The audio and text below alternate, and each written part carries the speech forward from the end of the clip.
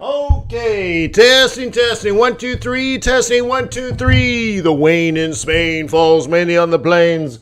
The ants in France stay mainly in your pants. So, Ohio, Jumbo, Konnichiwa, Ni hao ma, Hola, ciao. Ooh, that's hot. All right, good morning, everybody. On 3, 2, 1, kick busted, boom, boo doo doo. Hey, is that playing a video for you?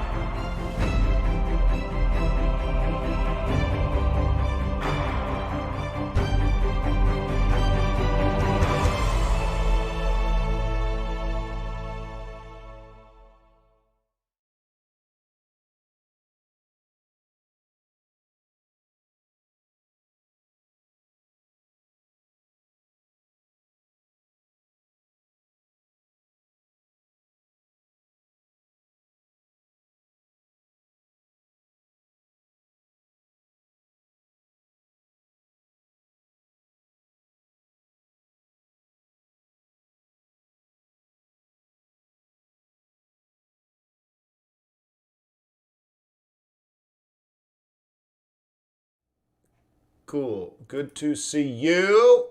Comment allez-vous? Hey, my name is Wayne McDonald. I'm a currency trader just like you. I'm just a few years ahead, so I'm here to share with you. So please ask questions, get involved, and make sure you subscribe to the Forex.Today YouTube channel. 14,300 foreign exchange traders are subscribed to this channel. Pretty cool, huh? I think it's really cool. So get involved. Leave your notes in the comments section below the recorded videos. The reason you do that is that you can search through your comments and find the things that you learned throughout the hundreds and even thousands of videos that you may have attended. So start documenting what you learned. Like today, maybe we cover Mexican remittance again. And you're like, wow, I've never heard of that before. Well, maybe you should. So if I teach you that today, you should say, wow, you talked about Mexican peso remittance and flows of cash and all this kind of stuff. And so if that's what you learned today, you should document it. So 3 years from now, you can say, what did he say about that remittance, repatriation sort of thing? What was that again? And you search in your comments and it brings up the videos. Okay? So that's a great idea. Okay? But also ask questions in the comments. Treat your fellow currency traders with dignity and respect. This is our office. This is serious. So act professional. What else? Please subscribe. Please visit tradersway.com. Tradersway.com is a broker. You're a foreign exchange trader. Looks like there could be an opportunity for a beautiful symbiotic relationship. You need a broker that executes your trades quickly, tradersway.com. You need a broker that offers you good spreads, right? That means the spreads are narrow or affordable, or you prefer an ECN account, tradersway.com, right? You want swaps that are big, tradersway.com. So they're checking all that off. But above and beyond all of that, think about this. They're investing into your success right now. Before there's a relationship, they're trying to establish a relationship. And then maybe just out of loyalty, okay? Maybe just out of being raised by your mother properly, you pay it back and you visit tradersway.com. You're like, I need to check these guys out. They're supporting my community. So you go there, boom, and then, right, you fall in love. So that's all they're asking for is an opportunity to earn your loyalty and respect. Tradersway.com. So what would you like to talk about today? Master Trader says, odd is already skyrocketing. Really? I haven't seen it do much at all today. Unless it's doing it right this second, which is plausible. We have a big Aussie Central Bank news out of Australia right this week, so that's good. Yeah, exotics. I figure we need to look at exotics. You guys probably caught that Euro-ZAR turn, but we also have the Mexican peso trade that would have set up late last week, early this week.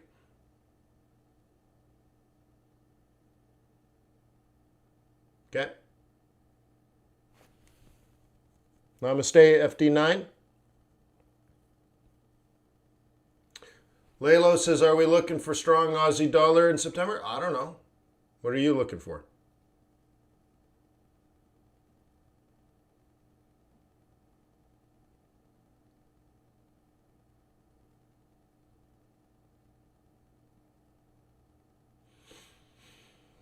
So Lalo says, Lalo, I missed the previous comment. So Australia decided to maintain the targets for the cash rate and the yield on the 3-year bond, 25 basis points. What does this mean for the Aussie pair? Well, one of the things you might want to do is check out the video at youtube.com/FXBootcamp where I discussed that on Sunday afternoon.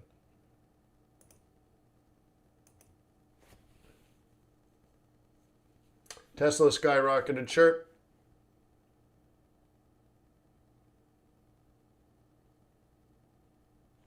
Lalo says, I think I would like Aussie when it's strong. What do you mean when it's strong? So their change in policy, Lalo, let's go back because I thought you knew this, but let's go all the way back. Their change in policy occurred somewhere around here. Somewhere around here, right? That's when the change, when they said, not lower than 0.25. That's the change. So you're like, when it gets strong. What do you mean when it gets strong? It's been strong since April 1st. There's a meeting in here, so it might be like April 7th or something. But go look at the RBA. Do your research. What happened in April, right? Early to middle of April at the RBA. Okay.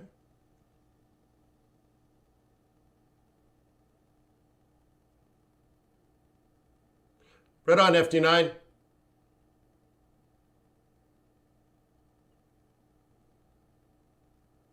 What's up, Joe? Like a boss. Yeah.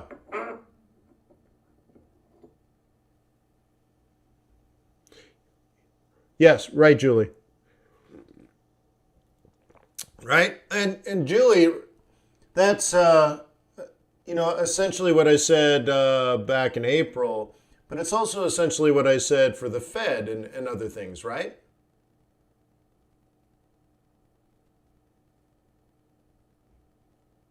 Daniel says, hey, Wade, do my homework for me.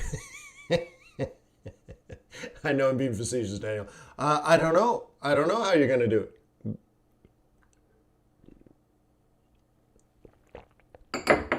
But anyways, guys, I hope you're getting used to how I'm taking these data points and filtering them through a central bank. And then I'm looking and looking and looking and looking. And then it comes down to an exact moment in time, an exact day, an exact hour in a day. And they say X. And I'm like, that's it. That's the thing we've been looking for. And I'm done now. See, that's the cool thing about fundamentals. Wait, I'm expecting. Boom! That's it. I've fundamentally changed and done.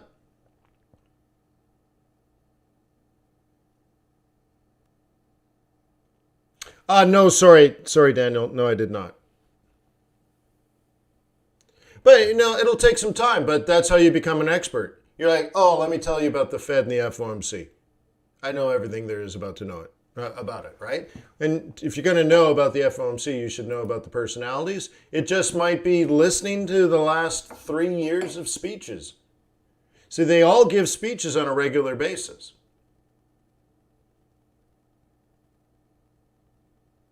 Oh, no, it's okay. No, no, it's all right, Daniel.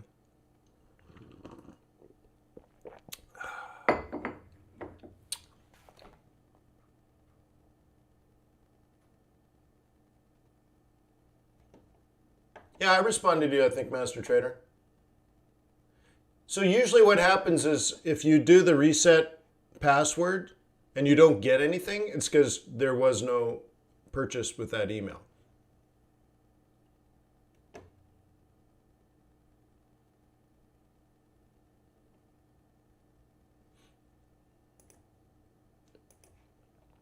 All right.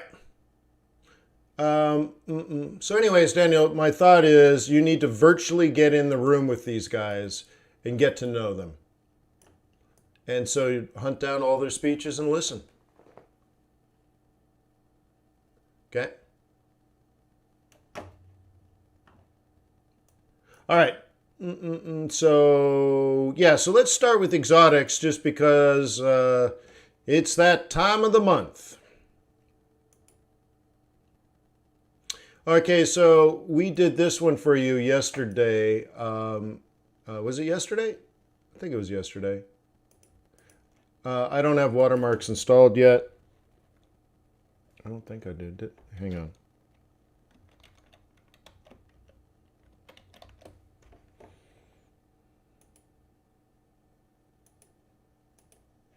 Yeah, that's helpful. Anyways, I think I did this one for you yesterday, right?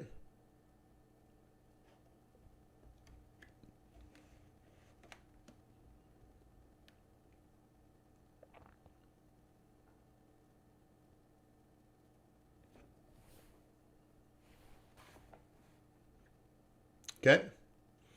So we had talked about, I think this was a monthly pivot or something up here, and then weekly. Okay. But remember, I said on this one, I can only sell it. And this was going up, but I don't want to buy it. I only want to sell it. And the most logical pivot at the time was there, and that's where we were stuck. So, anyways, the gray zone and this gray zone, I forget what they were, but we looked at multiple time frames, and I said the only thing I could do is look for a sell. Okay.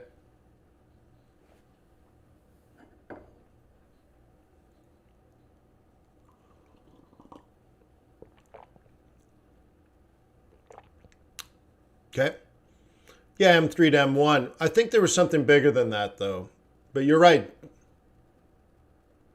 Okay.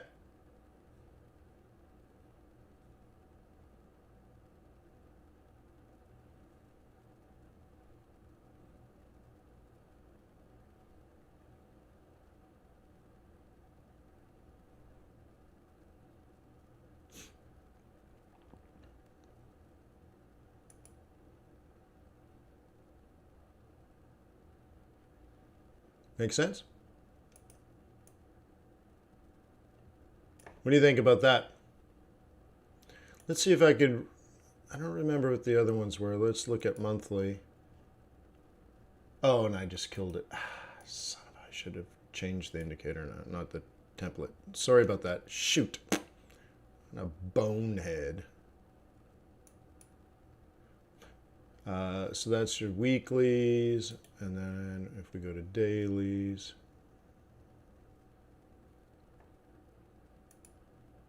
Yeah, simple day trade. Now, the nice thing about this day trade is if you get it right, it's the first move in a bigger move. You know what I mean?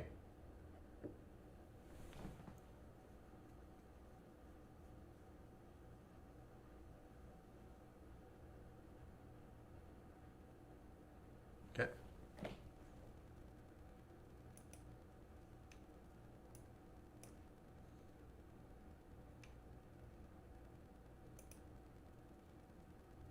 Okay. So, neat little day trade, right? So now your analysis, what you're asking the charts to tell you is whether it will head down further. And it's still, I mean, the one thing that's good is that the US dollar should continue to be weak, but that doesn't mean money is going to flow to South Africa. I think it would be a lot clearer if it got through here. Okay. And you might say, well, it looks like it's trying to ride the daily 21, that's what it looks like.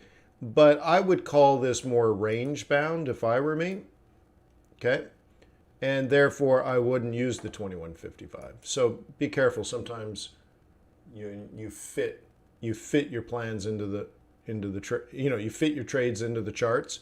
You got to be very careful. So right now I'd say, even though this was down and it was a nice little day trade, what you are hoping for is that because of seasonality, there's a little additional meaning to this.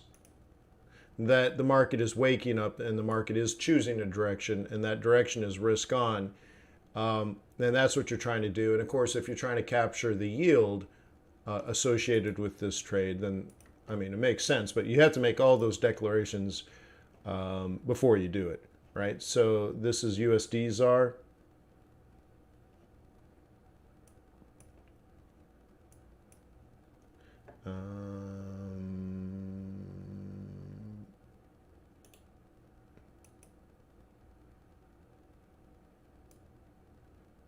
Okay, and you make pretty good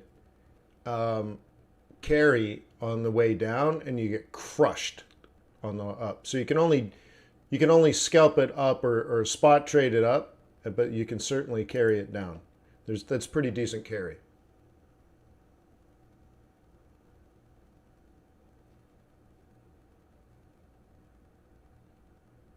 Okay. Love is blindness and cold steel. So the other one I wanted to cover today, that was just the one I set up for you yesterday. Okay. I set that up for you yesterday, and then it fell. Great. And these are all bearish, bearish, bearish, bearish. So here's one. And I want to double check the settings to see the time frame. So these are weekly. So the weekly trade plan. Okay. The weekly trade plan, this is the sell zone. By the way, if you got an email from metatraders.com, I uploaded this indicator to your charts, to your accounts for free.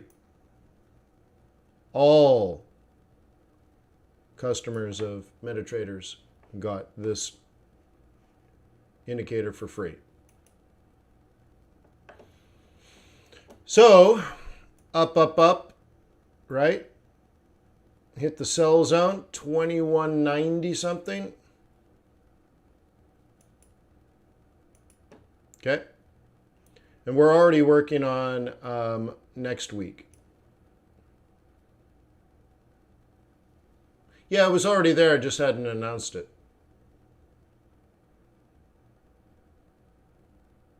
Yeah, Master Link, I've sent you an email and I answered that. I addressed that earlier in this webinar. If you can't log in, you're like, I can't log in. And then you click the reset thing and you put in your email address and then you don't get anything, it's because that email address is not associated with a purchase. So try a different email.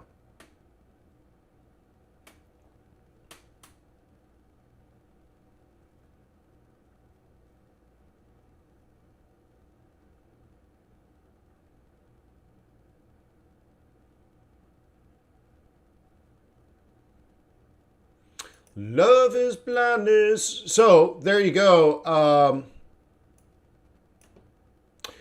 Typically you want to look for a move like this on Friday, but this probably scared the trade out of you. Okay. But how many people know you want to be short this September 1st? Oh, good. I can do the vertical one. How many people know that?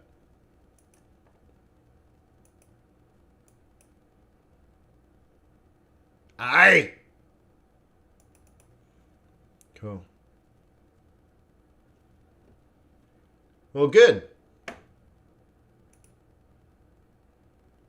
Okay.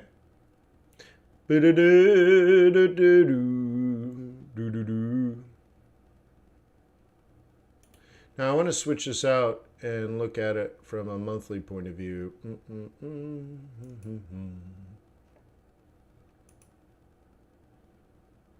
Yeah, it's tough to trade on a monthly basis.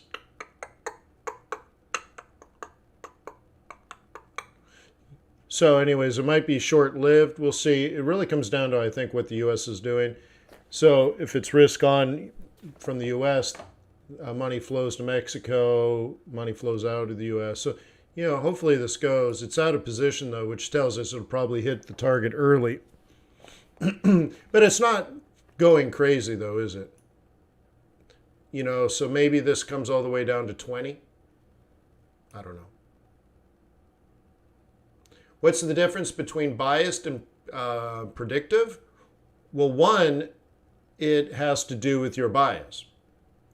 Okay? So when you look at this, many people, I've found over the years of coaching, many people, they look at their pivots and try to make a decision. Oh, I guess it's at M2, I should be buying. Well, no, that's dumb. I've never once said that in the history of the world. So people need to focus on what their bias is first. And as you learn how to make these decisions, having so many choices of buy zones and sell zones and take profit zones and all this kind of stuff, I guess for some it was either difficult or confusing, or they couldn't hold their bias. More likely than not, they don't even have a bias. So this is your standard predictive pivot points, right? And again, this is what comes with the $5 package at MetaTraders. So I went in and I had something programmed called biased pivots. Oh, look, I did install the full thing. Cool. Okay, so in this case, I created a template called Swing Trading Bullish Bias. Okay, I also created another one called Swing Trading Bearish Bias. And this is a template that has like the standard moving averages and stuff. But instead of these pivots that have all the zones, the biased pivots say, no. You have to make a decision first. Okay, Bubba? You tell me what you want to do. Are you a bull or a bear? So I'll look at USD Mexican peso and I'm like, well, I only want to be a bear. Okay? And so it only gives me bearish setups. You see that? Almost all the lines are gone. Now you can add if you go to this setup here, you can have your conservative and your aggressive targets, okay? So now when I look in this time frame, I asked the pivot to tell me, I said, hey pivots, I'm a bear, so you tell me where my sell zone is, and it's right there. This was the sell zone. But it also tells me where my target is. Okay? I have to go on an hourly chart, I think. I have to back out a little bit. Okay? And it says bearish profit target, conservative, bearish profit target, aggressive. See? Conservative, aggressive for last week. So as a bear now, let's take a look. Okay? We were way above the sell zone. Do you sell? No. Look, we're at the sell zone. Do you sell? Yes. Look at the target. Boom. Hit the conservative target. Stop. Back into the sell zone. Sell. Down. Back to the sell zone. Sell. Down. Back to the sell zone. Sell. Down. Okay? And it's telling you entry zones and targets. Okay? Sell. Target. Don't sell. Sell. Sell. Sell. Sell. Okay? So the way it works is you open up the indicator, you go to the bias pivots, and you have to tell it bearish mode or bullish mode. And if you can't do that, that's your problem. That's why you're not finding the success you're looking for. You don't even have a bias. Okay, you see? So I'm stripping out the information that's not relevant to you. If you're a bull, you buy here, target, buy here. But you can see I'm not a bull, and nor would I ever want to be a bull on this pair. So it's so easy for me. I would never want this information because I have a bias. That's why I would never buy this. I have a bias. I have a purpose. I have a reason. I have an intent. I don't look at this and say, I guess it says support. I guess it has to go up. That's not how I trade, bro. So I can only sell this, right? So I would go to swing trading bearish. So I have the template preset, okay? Now, what if I'm a day trader? Cool, I can do that too. Watch this. These are all my day trading zones. So now I can actually sell this big rally, sell, up to here, sell, sell. And then here, check this out. Tomorrow, okay, tomorrow, that's the sell zone. Oh, schnicker schnocker. Yeah. Based on current market conditions, that's tomorrow's sell zone. No, stop it.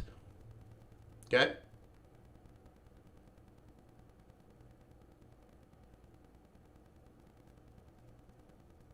I'm Master Trader. I don't use ECN accounts and I don't use MT5.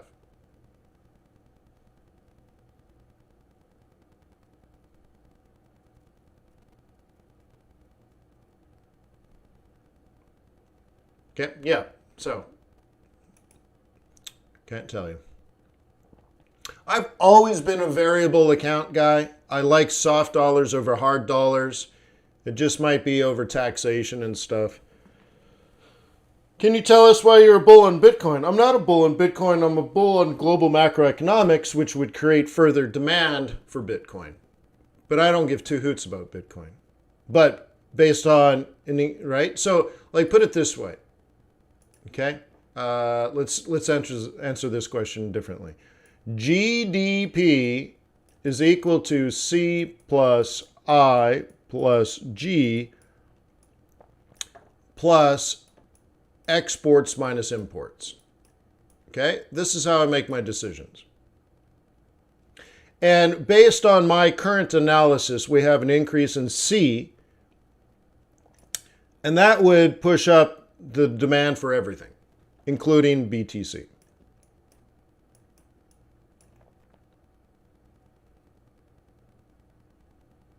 Okay, so I'm not a bull on Bitcoin. I'm a bull on consumption.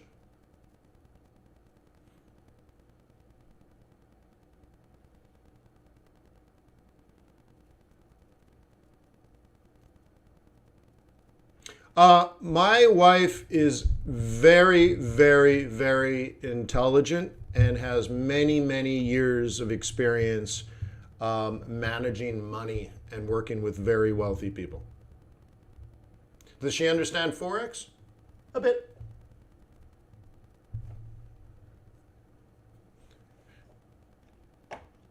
Yes, consumption. Yeah, you got it.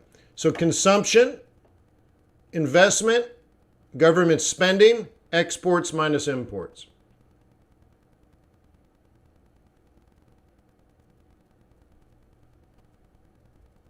Okay? So consumers consume, businesses invest. Okay? So you can think of this as, let's redo this. You can think of this as, do a slightly different color here. Spending by people, spending by businesses. Okay, and then of course now I'd have to rewrite this to keep it going. And this would be spending by government. Okay, and this would be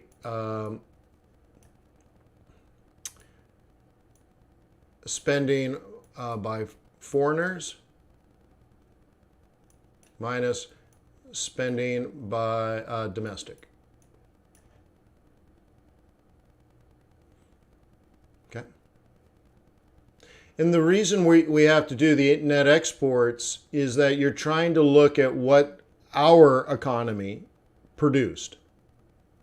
And the way that we're doing this form of GDP is tallying up all the receipts. Okay?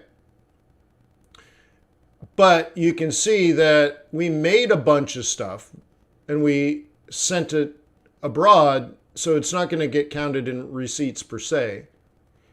But we produced it and then sent it abroad. So, okay, so we got to count that. We sold it to foreigners.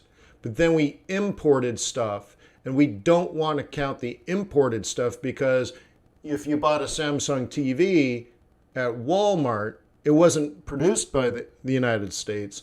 And so you have to like take that information out. Okay, now it's spending, but it's not, we're not actually looking at spending, we're looking at productivity. Not even productivity, production. And then, right, what did our economy produce? And more importantly, is it going up or is it going down? And then if you're really astute, where and how and why is it going up and going down? Okay?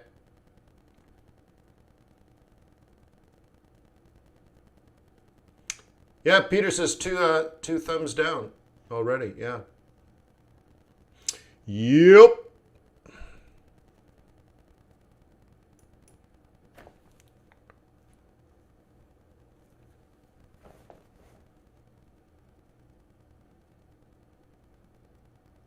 Okay. So that's how to kind of address that question. Nido.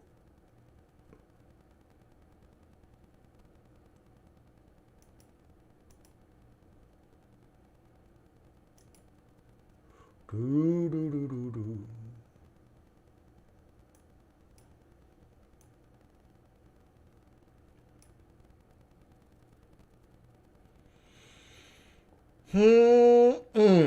So CAD is getting destroyed.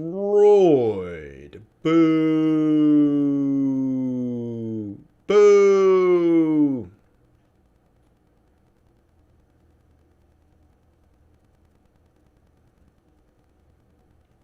You are not alone. Let's tile this vertically. Okay.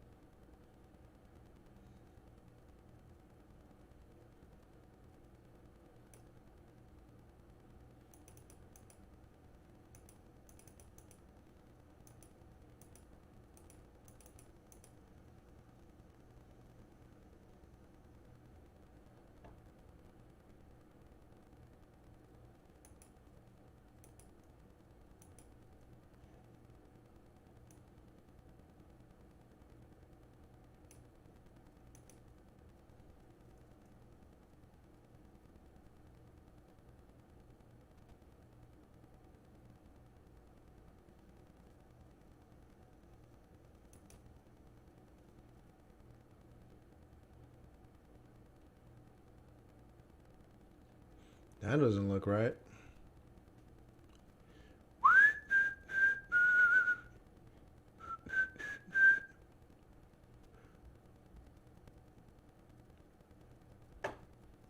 Oh, my love, blindness. Love is blindness in cold steel. Hands so cold, too numb to feel. All right.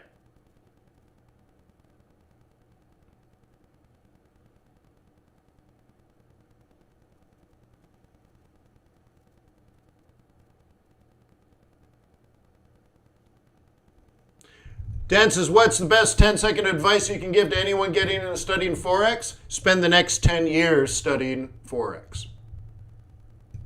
There you go. The 10-cent advice.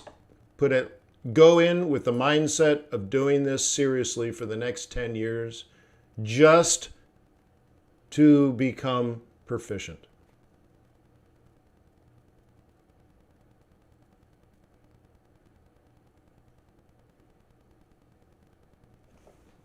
Okay. Well, I traded on a demo account, I think it was 2 years before I traded real money.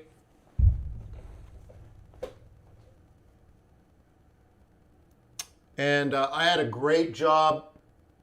I was just promoted vice president of the firm. We had 300 employees. I had an awesome office with a view of the San Francisco Bay and the Bay Bridge and Treasure Island. And every day I'd walk down to the waterfront and have a grilled salmon sandwich on beautiful bread. And I'd sit by the water out on the pier. And the same seagull would fly down every single day to have lunch with me. And I'm like, life is freaking good. Okay? Life was freaking good. And I was in love with a beautiful blonde-haired, blue-eyed California girl. I'm wearing a $1,000 suit, and and I go to an office, a cool office doing cool things, and I liked what I did. And every single day I'd listen to, at least 4, but more like 5 entrepreneurs pitch me on their products, and I'd review their patents, and I'd talk to my PhDs and stuff like that. And we'd do market research, and then we'd hire consultants, and I'd fly people in and review their prototypes. I'm like, this is freaking awesome. And then I ran into Forex, and it screwed the whole thing up. Because now I'm like, well, schnicker. Am I going to be a foreign exchange trader or a venture capitalist? I have to give up a lot. If I'm doing this Forex thing. But it took me longer than 10 seconds.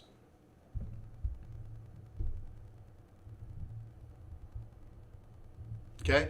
I miss my seagull. I don't really miss California, but that part of San Francisco is pretty nice. I mean, I spent a lot of time in San Francisco. I remember back when I was young, in my first startup, my office was 7 feet by 7 feet squared. In there I had a big leather chair, because I'm a boss, and I had a nice desk made of mahogany, and nice lamp and everything behind me. I had a bookshelf full of all my entrepreneurial books and how to be a leader and how to be a visionary and all that kind of stuff. And there I was. Now, I had a bit of experience, though, because I'd already run companies of thousands of people. So here I am all by myself. And I was asked by a magazine, I think it was Tech Week magazine. They're like, hey, can we interview you? We want to write a piece on entrepreneurialism and young startups and young hustlers and that kind of stuff. I'm like, yeah, swing on by. And he shows up and he's like, what the frick is this? This is like a closet. No windows, by the way. 7 feet by 7 feet. And I'm like, take a seat in my beautiful leather chair. And he just sat there. We're almost like shoulder to shoulder.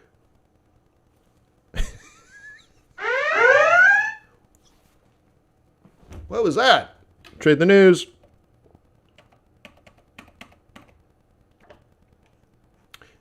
So anyways, Mexican remittance. What an amazing surprise. 3.53B. Nice. 3.53B. That's a big number. Okay, so let's go back to the exotics. 3.5B. Now, the cool thing that I like about the remittance trade is it's the same time every month, and what you're front running. So this is what you would have done. You were thinking of buying Mexican peso yesterday or the day before, because you know when it happens. And you said, well, I think 3.3 billion is going to move from the United States to Mexico. Okay? And you were wrong. It wasn't 3.3. It was 3.5. Or wait, did they flip it around? Did they just flip it around? Consensus expectation 3.3 expected versus where did it go? They flipped it. What did they just do? No, it was 3.53. Okay. It's weird because then they put it back up here. They got it out of order.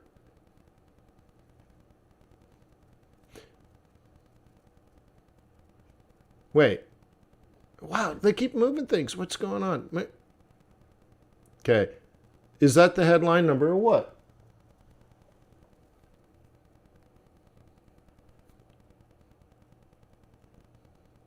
Or is that their preview? Anyway, it's weird.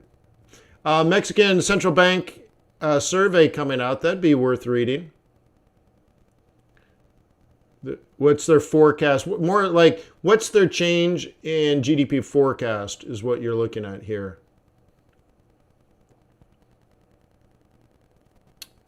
Okay. So here's, anyways, manufacturing PMI. It's less than 20% of the market. What you want to look at 10 o'clock, I guess, is maybe the employment subcomponent. But even then, it's not that big of a deal. But the way I described it at the FX Bootcamp channel, it's a little crude, but there's a lot of truth to it. I said the employment subcomponent to the manufacturing PMI would be our poor people getting their jobs. Now, that's crude.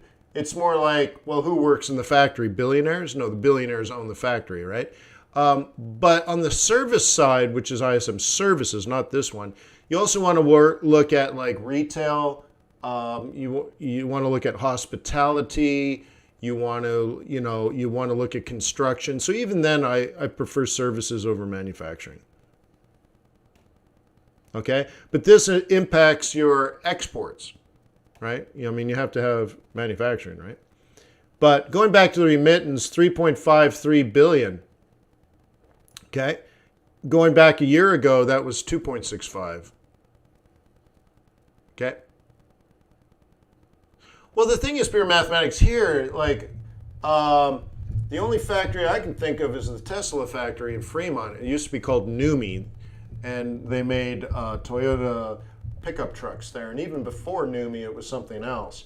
So if you're familiar with the San Francisco Bay Area, in particular the South Bay, out in that area, Fremont and Milpitas were way far away.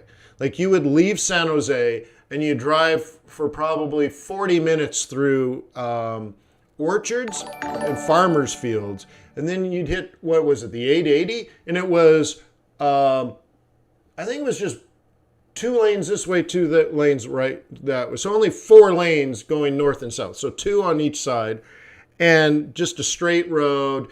And you'd have to turn off, and I think it was the Warm Springs exit, and you had to go under some train tracks. And you're like, look, I'm in Milpitas. Like, it used to be way far away. And back then, newbies was in the middle of nowhere. It was literally farmers' fields. And there was like a weird hotel all by itself. Farmers' fields forever. There was no 3Com yet. There was no Cisco systems yet. I think the world ended, the South Bay ended at Great America. So anyways, but now all of that is just one big giant city.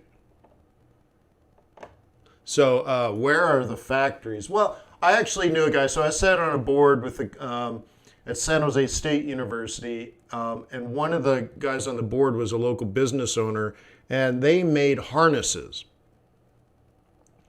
And it was harnesses for computers. Now, funny thing is, I also knew someone else that made harnesses for fire trucks, but I don't know where his factory was. But this guy's factory happened to be in Fremont, Milpitas area, and he had a bunch of workers, and they'd put wires together and create a harness for some sort of electronics.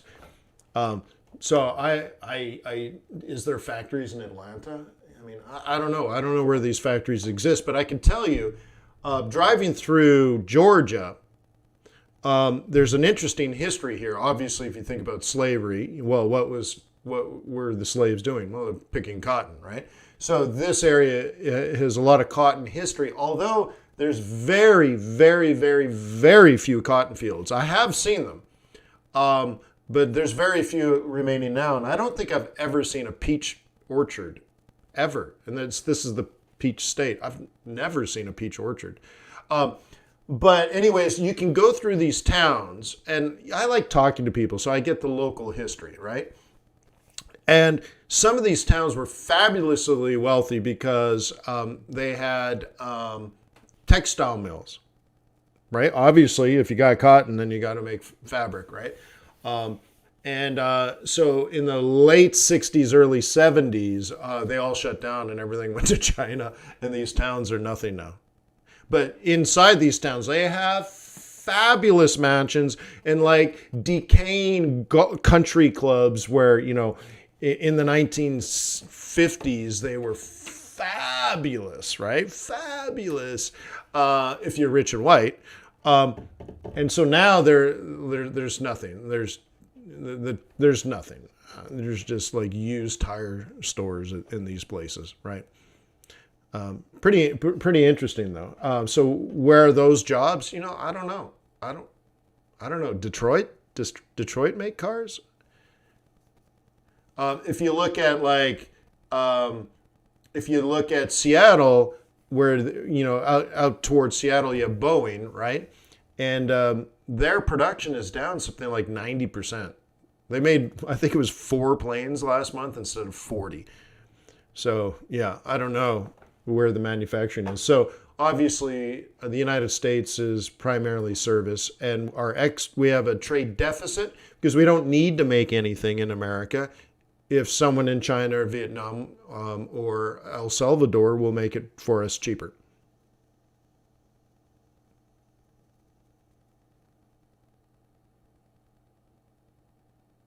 Okay.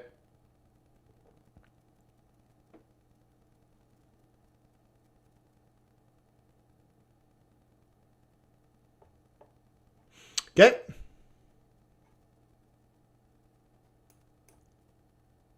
Love is blindness. All right, cool. So let's go back to the dollars, right? Let's go back to the. So what do you think? What time frame are you looking at this from?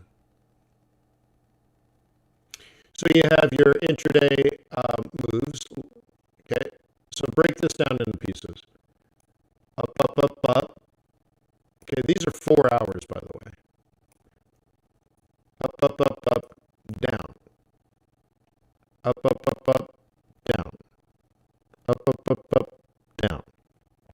Up, up, up, up, down. Up, up, up, up, down. Up, up, up, up, down. What's going to happen next?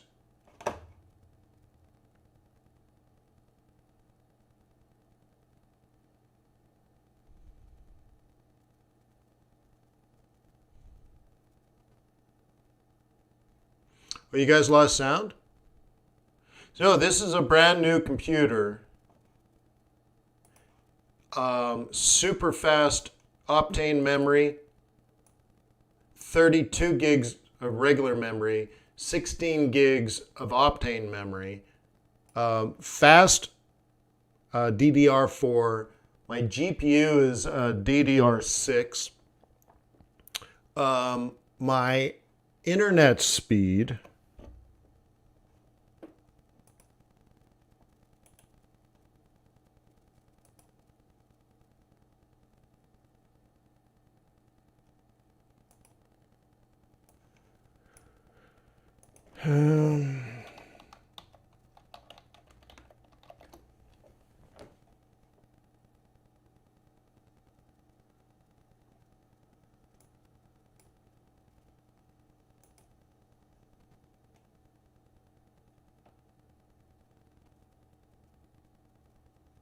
it ain't me, bro.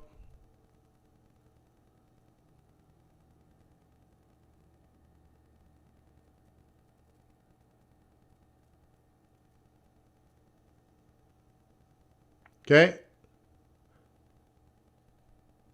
I'm pulling 616 and pushing 40. It ain't me, bro. Yeah, but 40 is enough on the upload. Okay. I'm just saying it can't plausibly be me.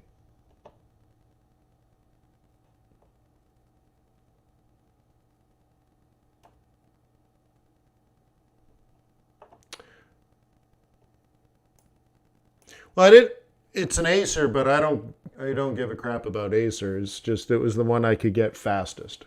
Plus I wanted the Optane. And it's amazing, even when you in Acers, you got to be careful because very, very few PCs have the Optane memory. Amir, quick crying. Okay. This is a community of strength.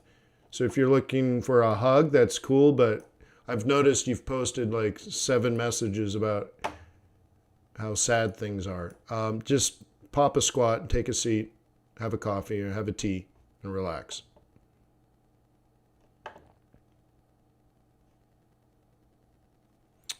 I don't know if he's in a trade or not. But we get it. You need help? Good, you're here. Take notes. Okay, so getting back to this, what do you think will happen next? Are you going to play a price action, or do you think this is a reset?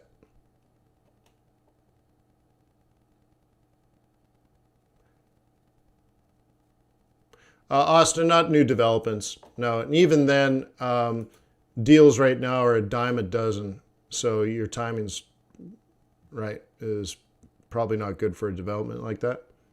So I know someone that just sold a hotel for 62% less than the hotel was appraised at last year. And the seller was thrilled that he only lost 62%.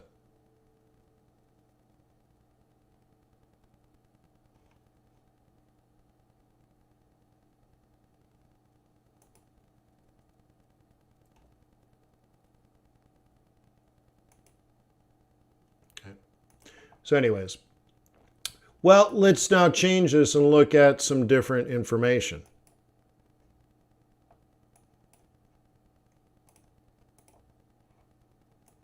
Okay. So this seems like we're getting close to the top, but not quite there. This might be a play on 35.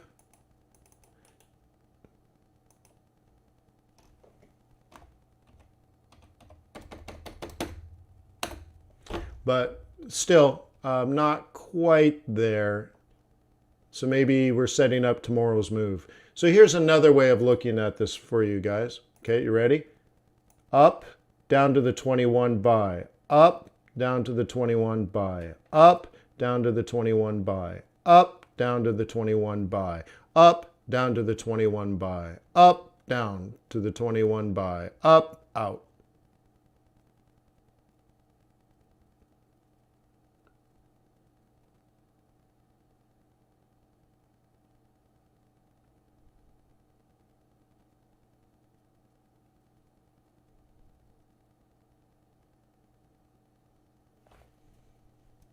Okay.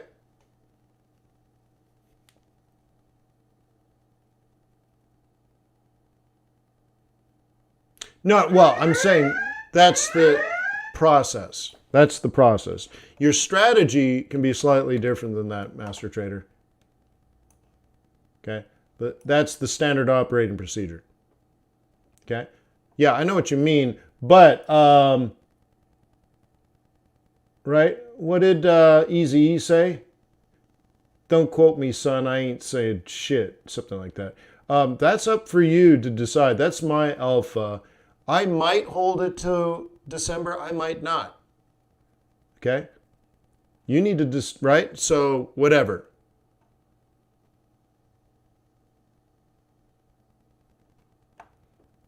So ISM 56 coming out hot. Very nice. Prices, ooh, prices going up. Ooh, inflation. A little inflation. Employment subcomponent. Looks like a slight improvement.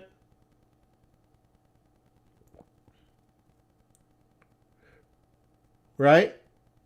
Looks good across the board, yo.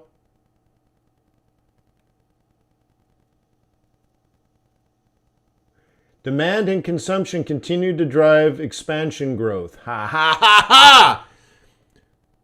So one of the things we were talking about in the live group 2 or 3 weeks ago on our Thursday war room, we broke down oil inventory, or like supply, but supply in inventory, going back over a historic 5-year average. And then we looked at where we were above the 5-year and how we're normalizing it. And then we had discussed ways to use market data to extrapolate the demand side of the equation.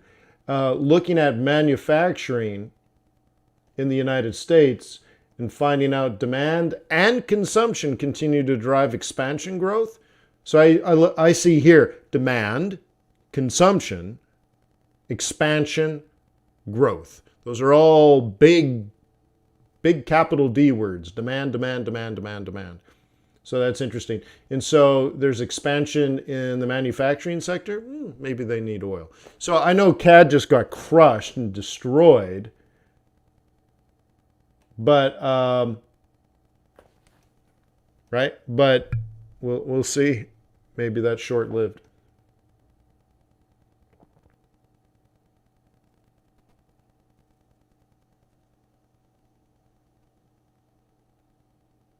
Well, I would hope so. I mean, first of all, Peter, it doesn't do anything to the dollar. But how will the market react? And does it support the current trend or challenge the current trend? It doesn't challenge the current trend.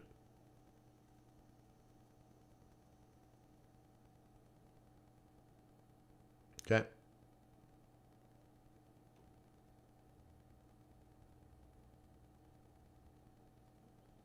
Yeah, right? So remember, I'm not interested in news. Let me say this again. I mean, I will do an entire course on news. So you have to understand what news is, because if you don't understand the news, you don't know how to fit it in your fundamental analysis. And your fundamental analysis is deciding how the Fed interprets the news in contrast to their current policy, how they may think about a future policy, and how the market expects a policy change or whatever, okay?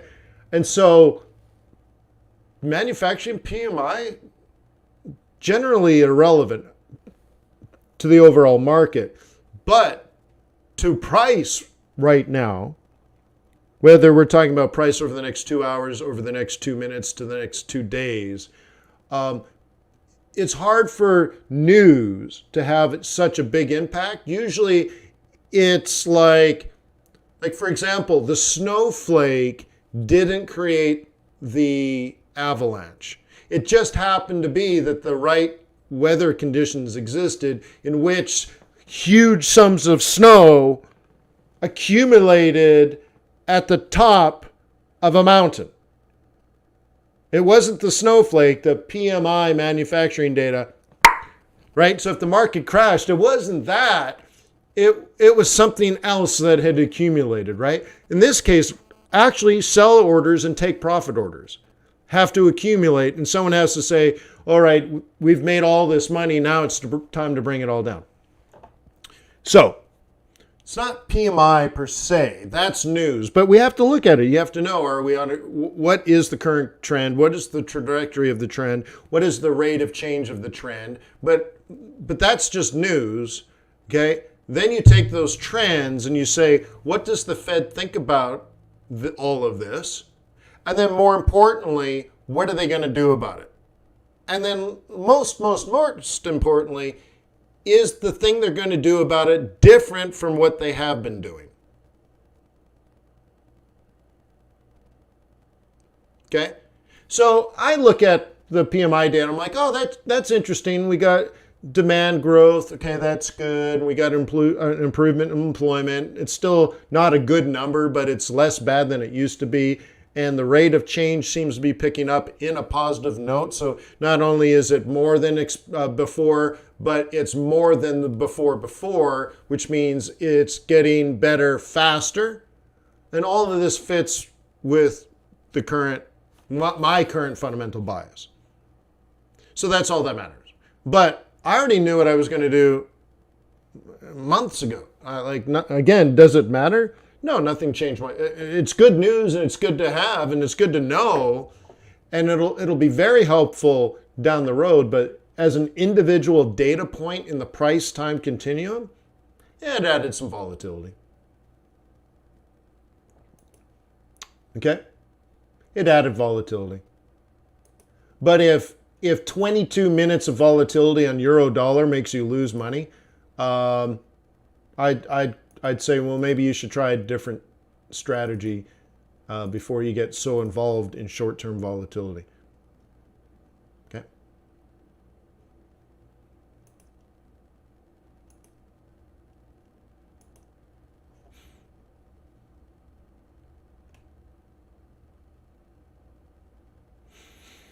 And then, make sure you know how to read the market. Find whatever scenario fits, helps you read it. Does this make you think it's an uptrend or a downtrend, right? Like maybe this is easier for you to see. I don't know. I hate the grid on there.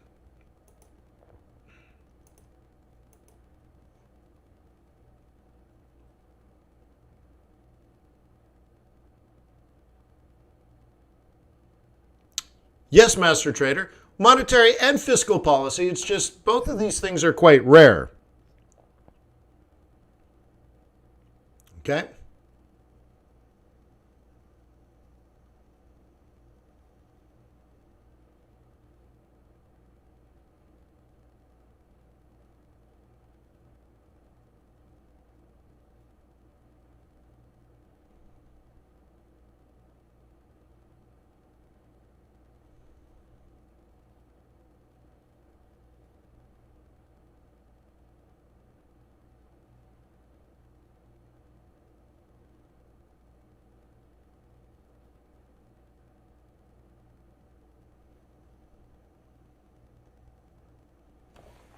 Okay?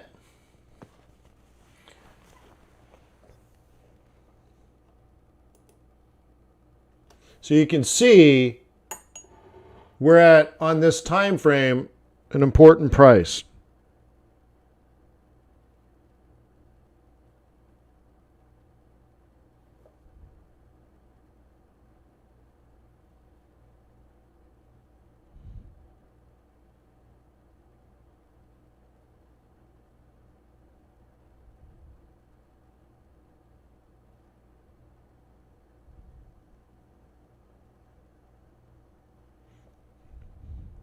Man, I'm waiting for some guy to show up to a business meeting. It's like pulling teeth with this guy.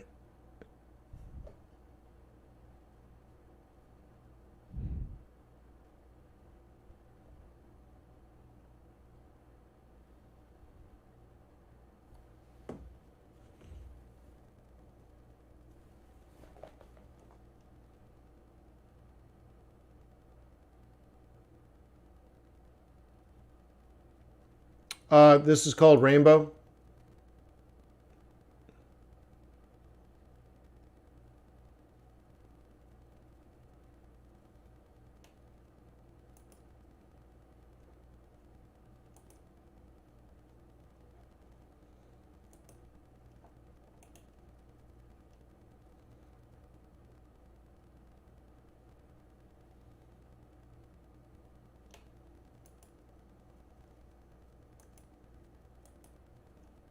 I think I installed them, but I haven't rebooted my machine.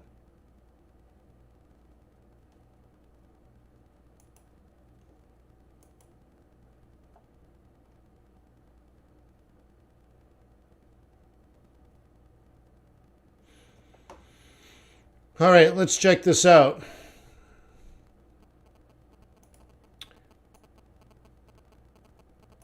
On that hour, it dropped. On this hour, it dropped. On this hour, it dropped. And on this hour, it dropped. How very interesting. Look at this. Drop, drop, and a slight drop. You know, it dropped for 2 hours, not 10 hours. Only August 21st did it not fall.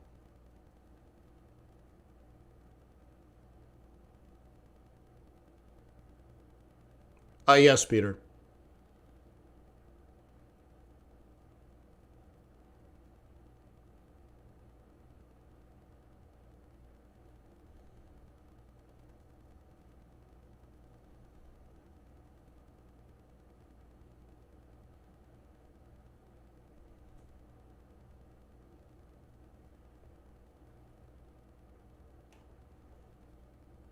Well, no, it's profit taking. It's London boys. But also, right? There's a trade here. There's a trade here. There's a trade here. Right? There's profit taking here. There's profit taking here. There's profit taking here. Every day, it's the same dang thing. Okay.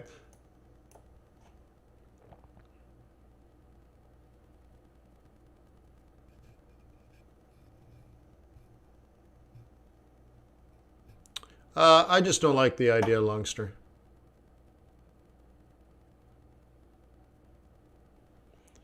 But a corporation just recently asked me the same thing, so I might do it, but I don't. It's like one of these things, like, I like helping people, but I don't know. Maybe. Yeah. Yeah. So I'm not saying no. I probably will because, yeah, I probably will. But I've pushed that off for so many years.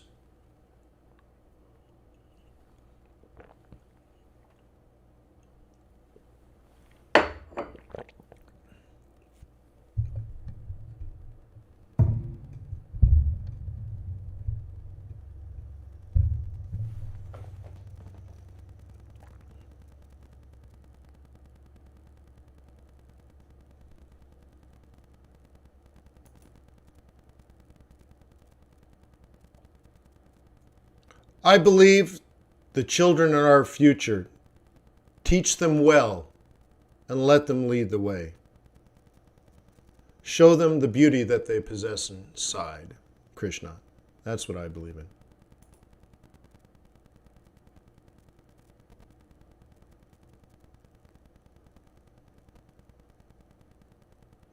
I've never even heard of it, Brinsley. Interesting.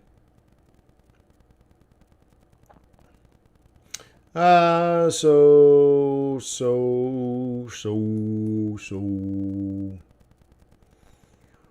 Yeah, just, I mean, look, we're kicking off the lines I've already discussed, already highlighted. Nothing right now is really that surprising. So, not a lot for me to do.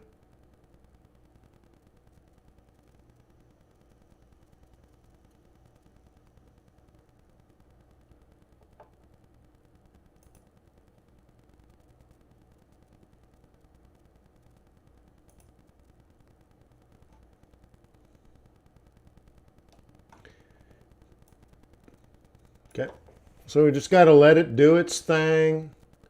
Remember, we got a lot going on throughout the week.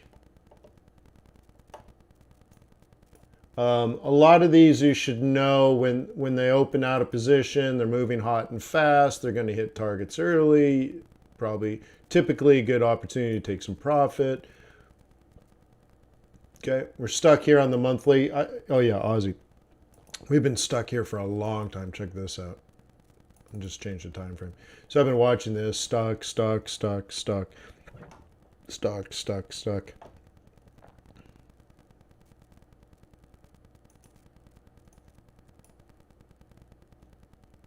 think I'll take this in a little bit. There you go.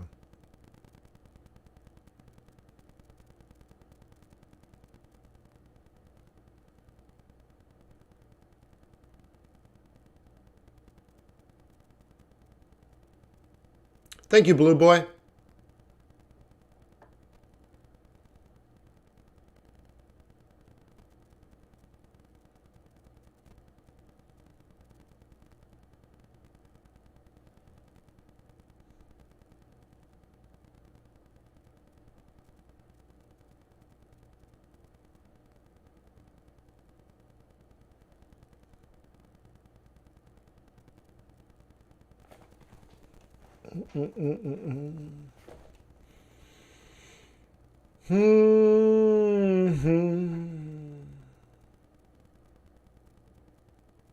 A master trader says, would you consider a payment program like monthly installments? Look, it's only $382, so the answer is no.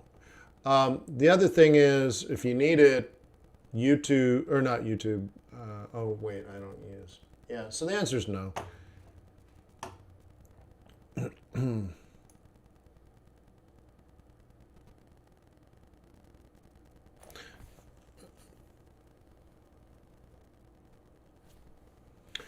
So anyways, la-di-da-di-da-di-da-di-da-di-da-di-da.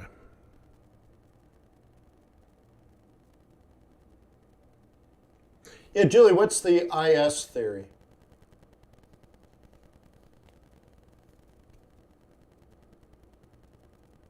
Bradley says, do you ever show your positions or live trades, Wayne? Yeah. I have about 500 pips right now. But everybody already knows that, Bradley. I mean, so. But yeah, I mean, what's the big deal?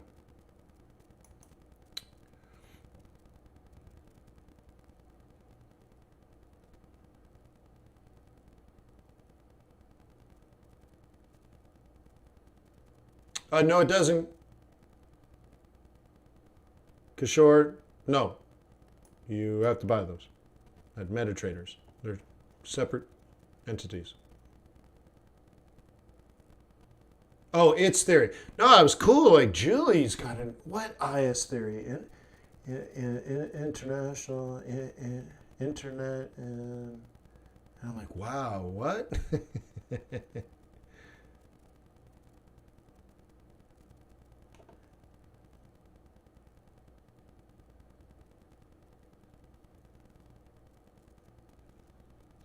Okay, So let's take a look at some commodities.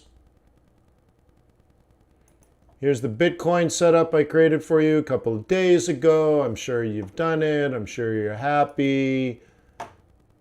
You're like, thank you, Wayne. That was really cool of you. I'm like, oh, hey, man, no, don't worry about it. It's all good.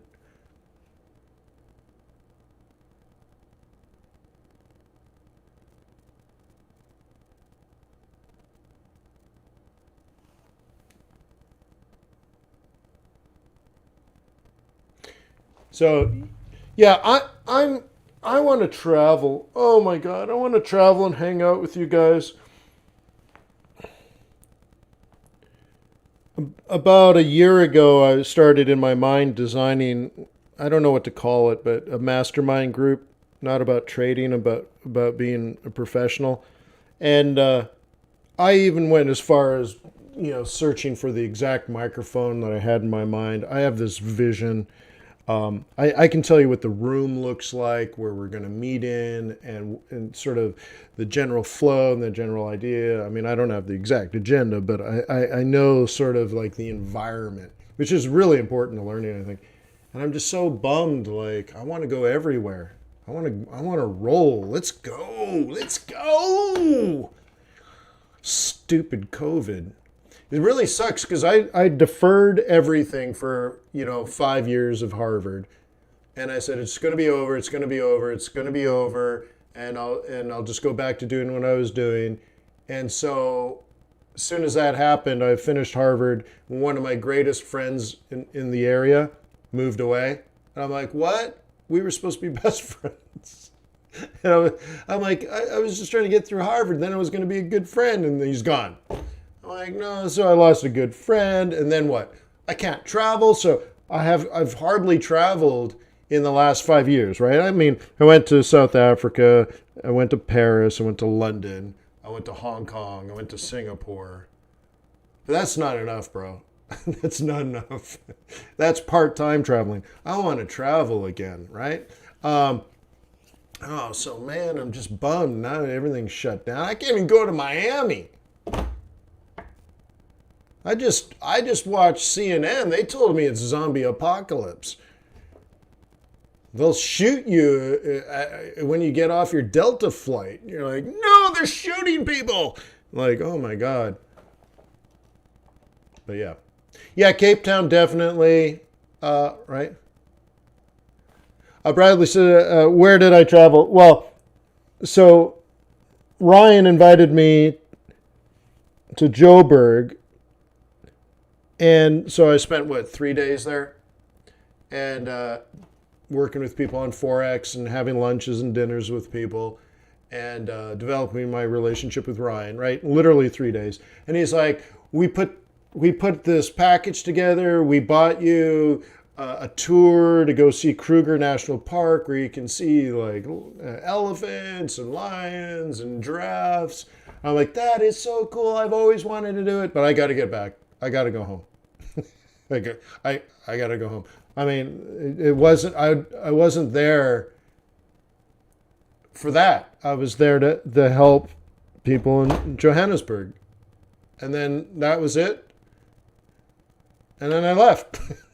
Right? Like, how could you not? You're right at Kruger National Park. How could you not do it? I'm like, I don't have time. I got to get back. I got things to do. And the other funny thing that Ryan said, he's like, hey, when you're in Johannesburg, do you want to see the slums? I'm like, no. Why? I want to see the private country clubs and I want to see peacocks. I want to see champagne, right? Like, who would go all the way to Johannesburg to look at the slum? I mean, I've seen slums all over the world. Are they better than Indian slums? Are they better than Brazilian slums? Like, how slummy are they? So I just thought that was funny. I'm like, no, dude, I'm here to teach people Forex, but thanks for the offer.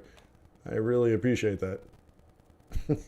So, long story short, I got to get back because I do want to take my wife and children to see Kruger National Park.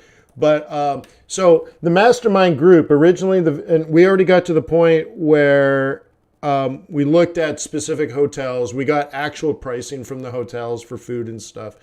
One of the things that we are already planning is that we're taking helicopters up to wine country from Cape Town. So we'll spend like 5 days at the beach, but then sort of the grand finale is helicopters up to wine country and have a beautiful dinner up in the hill looking down, right, and all that kind of stuff.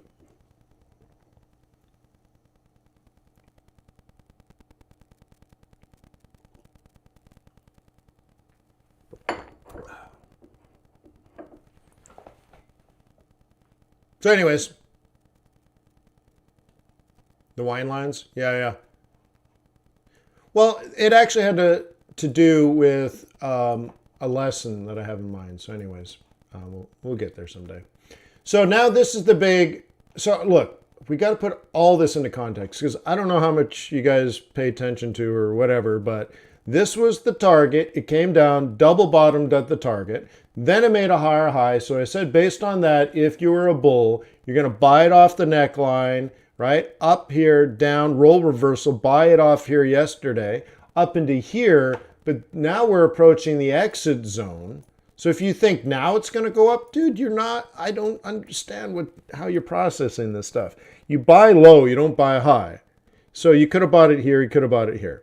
Okay, there's your Friday front run. This is there's your move, roll reversal, 1, 2, 3. There's names for these patterns. Like if you don't do this, I don't get it. So now we're up here, and the real problem with this now is this is where a bear is going to do your head and shoulders. So a bull is probably going to exit at 12,000. So you should have bought it $500 ago, which was yesterday, or $1,000 ago, which was Friday. So you could already be up $1,000 per Bitcoin. And now what? Now you got massive risk. Massive risk. If there are bears, they will sell that. Do you understand? I don't know if there's bears, but if there's bears, they're going to sell that and take this down, and they're planning this stuff. Now, I don't think they're right, but that's irrelevant.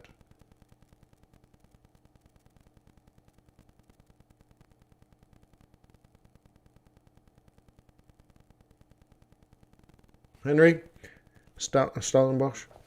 My hometown is only 30 kilometers from Cape Town. Ah, well, right. We need. I need beautiful. You know, and I actually know people down there. And when her father died, he had a wine cellar of thousands of bottles of wine. And they're like, do you want to buy it? And I'm like, my wine cellar's not that big. You know, life's tough, man. I only have a small wine cellar. And I'm like, plus it's all in South Africa. And I don't know what he's got. And then I'd have to fly to South Africa. I'd buy it. I'd have to pay import-export taxes. I'd have to then lift thousands of bottles in air-controlled, even moving wine around like an open sea. So you'd probably have to airlift it. And like, I don't want to get involved in all that. But maybe they got a place for us to hang. I don't think they owned a winery, but obviously he was a wine drinker.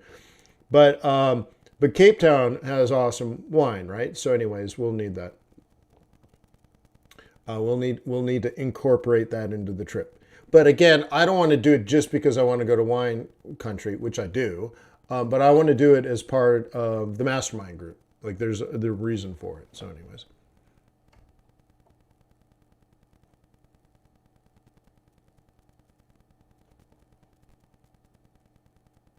A friend of mine in the Canadian military served in Afghanistan, I think it was, multiple tours. And he was telling me about the Canadian boys, the way they fly, where he said one day they're out in the middle of nowhere, out in the desert, and all of a sudden they get ambushed. And the Americans come in to protect the Canadians.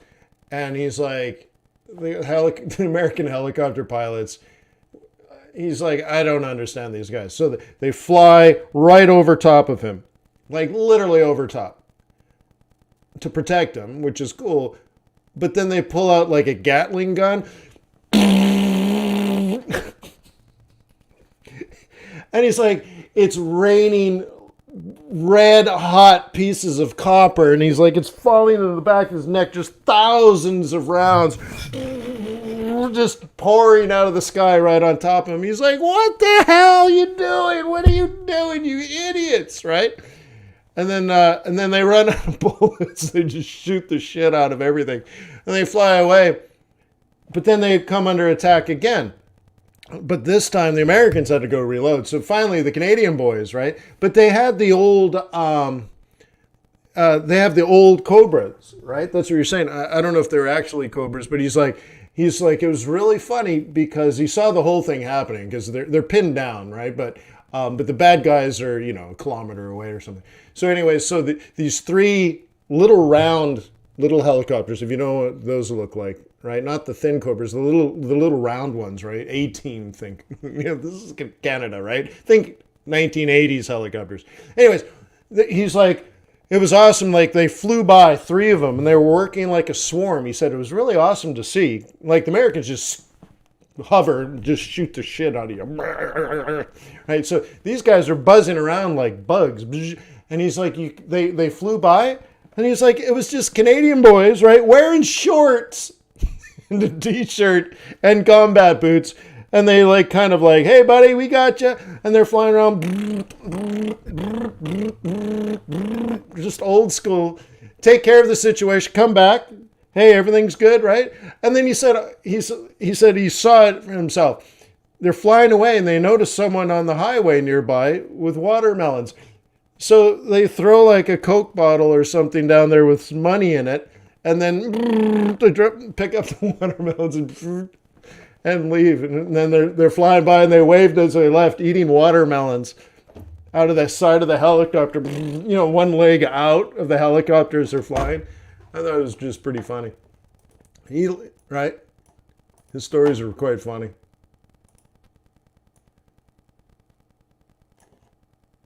Right? Just another guy from Edmonton. But did a lot. Did a lot when he was there. Amazing. Really cool dude. Another Harvard buddy.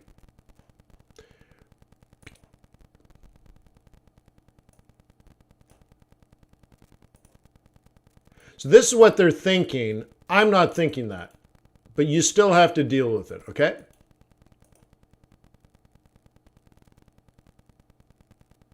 Okay? That's what bears are thinking. If there are bears, that's what they're thinking, and they're going to try to do that.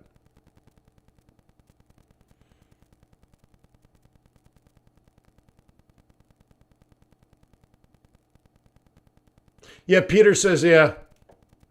Yeah, and they probably were. They're like, oh, let's go save these Canadian boys. What the hell are they doing out there? Let's show them how it's done. So it was probably intentional. Yeah.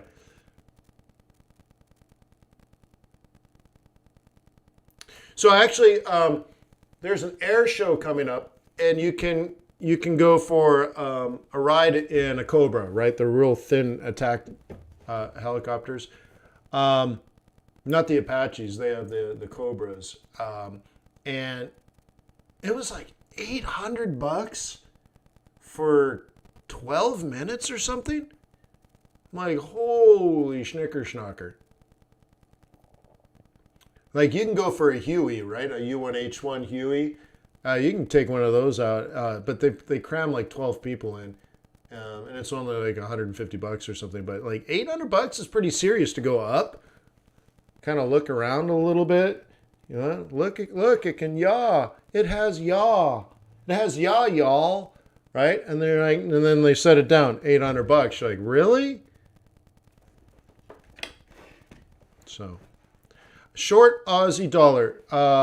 What kind of short? Scalp, spot, swing, or trade, or position trade? Right, so FT9 says if they can take that down, that's going to be opposite of global macro. That's why I don't think so. But, I mean, they could do this. They can bring it all the way back down to here. So, right, but that's why you have to enter properly. Like you were supposed to buy here or here. So either way, you're jammed up, break even. And if it comes down here and gives you yet another entry, then you'll take that one too, and you'll try again, and then you'll try again, and then you'll try again. But what I worry about is people don't buy this. They don't buy this. They wait for it to be like green for 4 days, and then they buy it up here, and like, what are you doing? Like, oh, well, I didn't like it here. It was too low, and I didn't like it here because it was in the middle of the range. So I waited for it to get to the top. But remember, I drew all of this for you last week and then on Monday. So you should be long at 11.5 and thinking about taking profit with $500 per Bitcoin in your pocket. That's what's supposed to be going on. But I think for many people, it's not. That's not what's going on. Something else is going on. And sometimes I get frustrated. So, okay. Cool. Just looks inside to me. I'm going to mark this as an inside.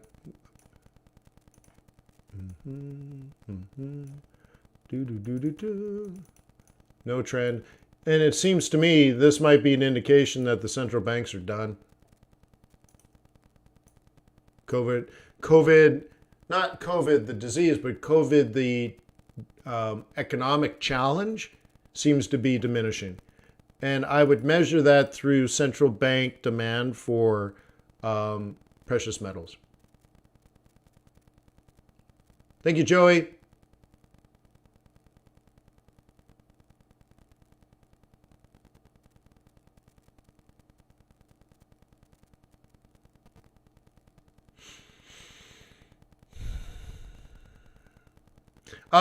Euro odd. I don't really do cross pairs, JK. I mean, right? I mean, you can look at the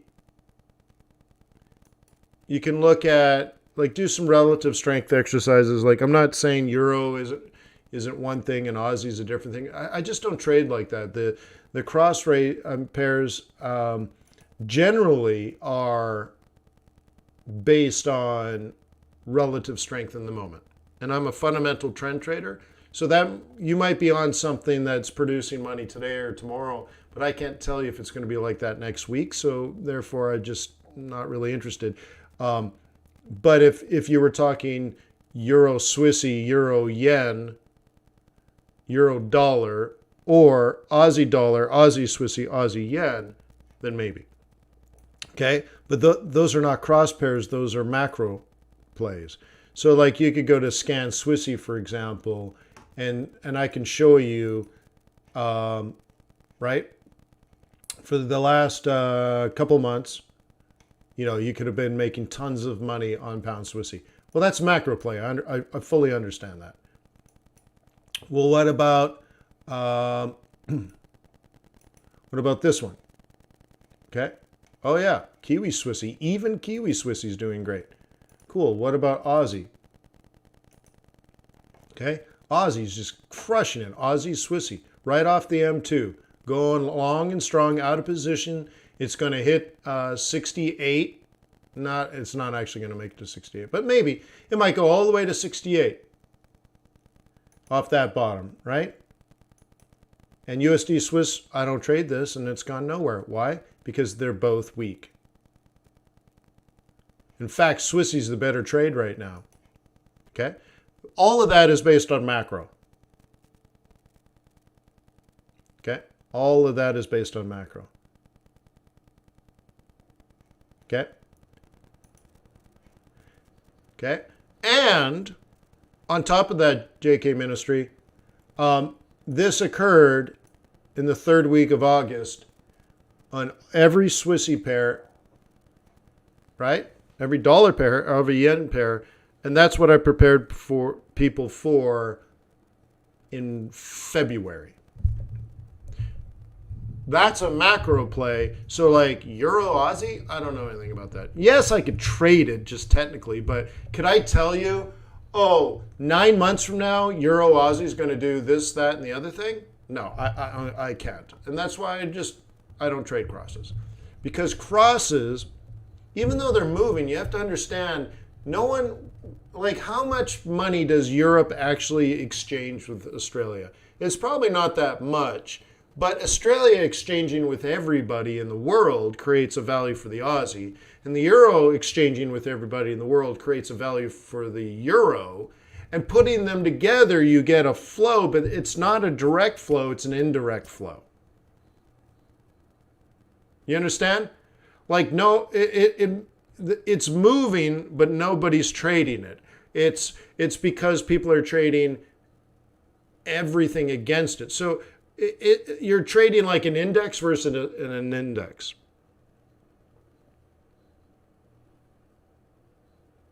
Right. So Julie's right. Europe and Australia they're both exporters, really, if you think about it that way too. And improvements in global macroeconomics and improvements in all that, whatever. Like it just they're fighting just as much as what's happening today. So you might make money today, but then it may not do what it did today tomorrow, and you may try. And just on the long run, I'm not sure. Okay. Red on men in action.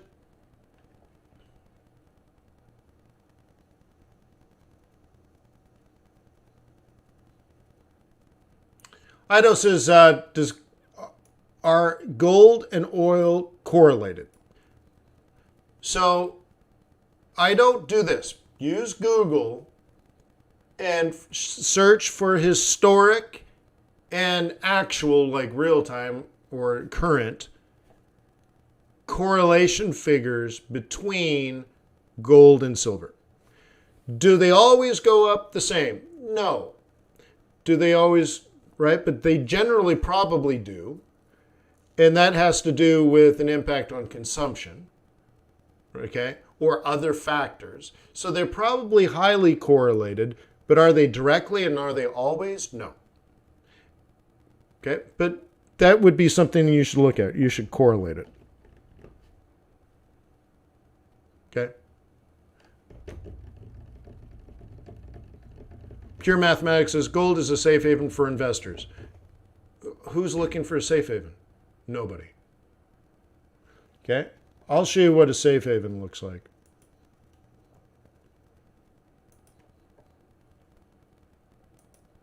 Oops. That's not what I wanted.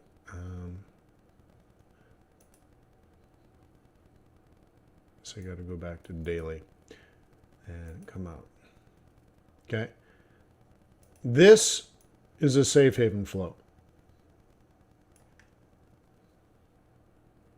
Okay.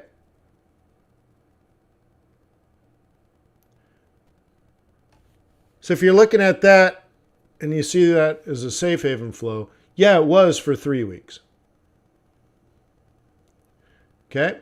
And in this period, I told you, you cannot save your way into prosperity. You must deploy your capital. Okay? This is, I got to make some freaking money flow, not safe haven flow. Okay?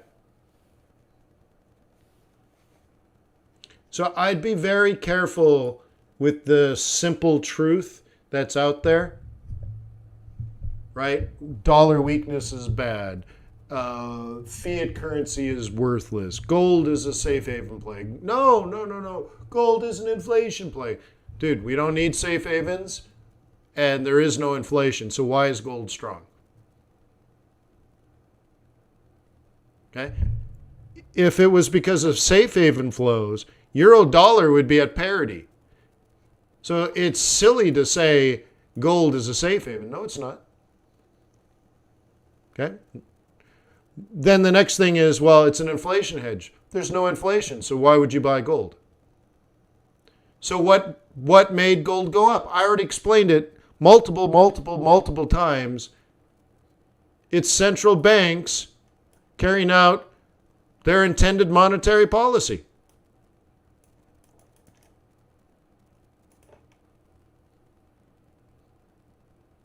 Right? There's a reason for it, guys. It's not, as someone might say, black magic. By the way, I kicked that guy out. Got sick of it.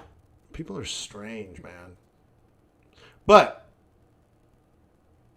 you have to think logically. Okay? I know I'm emotionally deficient. But that might give me an edge in Forex, because I don't get emotional. I just don't. So I try to see reality. That's the bigger challenge. And so I understand every guru and every talking head you've ever listened to in the last 6 months says gold is skyrocketed because of fears of COVID-19. They're all looking for safe havens. Or you're getting a different message. The US dollar is worthless. Just look at China. Just look at our trade deficit. Just look at, the government is broke. Look at the balance sheet of the Fed. The dollar's worthless. And,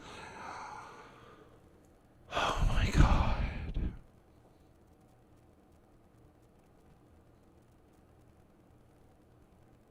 It's amazing. It's absolutely ridiculous. And in the beginning, once I started to understand, because I learned, once I got knowledge, I saw the truth. And that's what Veritas or Veritas? Where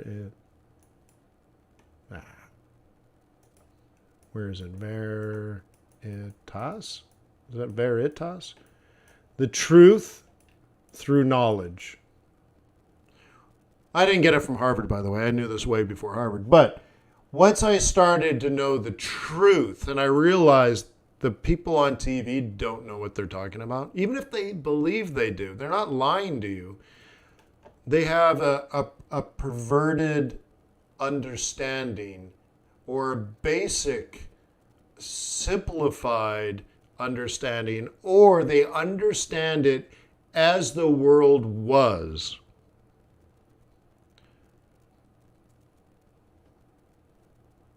And it's not accurate. And it was actually a bit demoralizing for me once I realized, I don't want to be the smartest one in the room. Like, no, I love being mentored. I like looking up to experts. I love seeing their success. I'm like, it's because they're brilliant. And then you realize, no, it's not. It's just because they manage a lot of money. You only have to be 1% smarter than your client. Because then they look up to you and are like, wow, that dude's so brilliant. I need that person to manage my money for me, right? So when I see these experts on TV or whatever, I'm like, oh my God. And it's disheartening. You're like, really? You're like, wow, really? And then you're like, now what? Okay.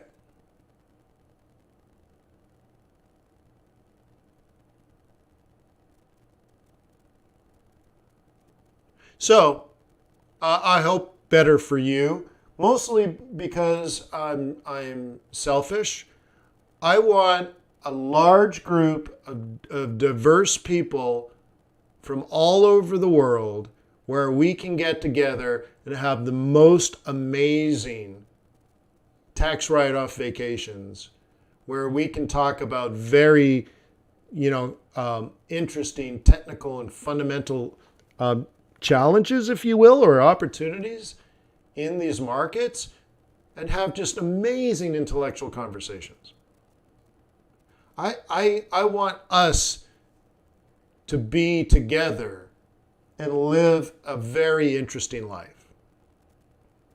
And it's not the people on TV. I thought maybe, one day I could be very smart and successful. And I can work in a big bank and hang out with other smart and successful people. Then you find out they're not that smart. And then you're like, yeah, they make a lot of money, but whatever. So I'm being a little selfish here. I want you to be 10 times smarter than the talking heads on the big financial TV shows. I want you to be the boss. I want you to be the genius. I want you to be the expert. Okay? And next, coming up on CNBC, we're going to have Daniel talk about the Polish zloty.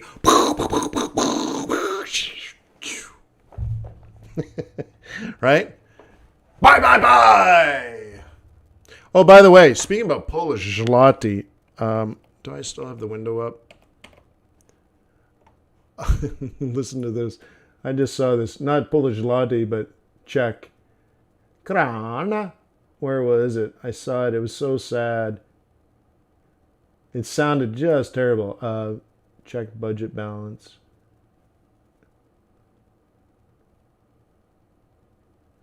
Where did I see it?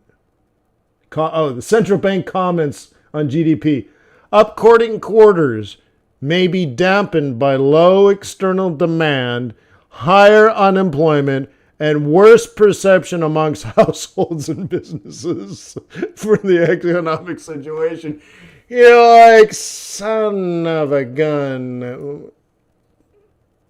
Prague's nice, but apparently without tourists, you're just sucking wind. Maybe a good time to buy an apartment in Prague, right along the river there with a view of the Charles Bridge. Yeah, the Polish zloty, Daniel, come on. So anyways, the world needs a hero. It might as well be you.